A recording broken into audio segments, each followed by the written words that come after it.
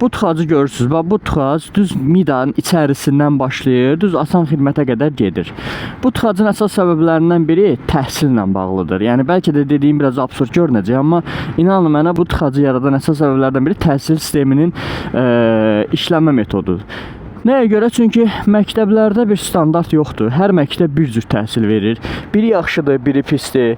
Ona görə məcbur olur valideynlər də uzaqdakı məktəblərə övladlarını aparmağa. Və ən böyük problemlərdən birisi nədir?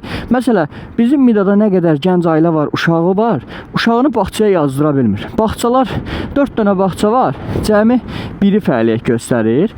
Digər bağçalar da açacaq deyə qalıb elə.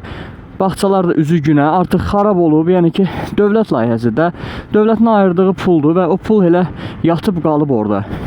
Və inanın mənə o bağçalar artıq yararsız vəziyyətə düşüb demək olar ki. Bax, budur.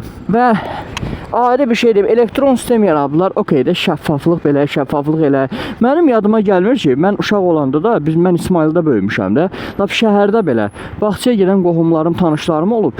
Hər kəs öz evinin yanındakı bağçaya rahat şəkildə uşağını yazdıra bilirdi. İndi elektron sistem elə yaranıb ki, mənim qonşularım var ki, 3 ildir bağça növbəsi gözləyir və uşaq artıq böyüyüb, birazdan əsgərliyə gedir uşaq. Hələ də o bağça növbəsində uşağın öz gəlib bir sıraya çıxmış deyil. Yəni başa düşürəm də, indi bu sistem nətərsə düzəlməlidir. Bu sistemin nətərsə bir məntiqli şeyi olmalıdır da. Yəni ardıcılığı olmalıdır ki, hər kəs bu bağçadan, bu məktəbdən yararlana bilsin. Bugün valideynlərin çoxu məcbur olur uşaqlarını uzaqdakı məktəblərə, uzaqdakı bağçalara aparmağa. Ona görə də bu tıxac yaranır. İnanın mənə, neçə gündür məktəb yox idi, bu yolda bu səviyyədə tıxac yox idi. Hamı rahat gedirdi, işinə çatırdı. Başa düşürəm də, indi okey. Bunun nəsə bir çıxış yolu olmalıdır da. Düşmüşük aynanın üstünə, düşmüşük digər qurumların üstünə. Amma bir də bu təhsil problemini də həll eləmək lazımdır ki, bu uşaqların da günü güzaranı olsun da. Uşaq həyatının yarısını yolda keçirir. Yarısını məktəbdə keçirir.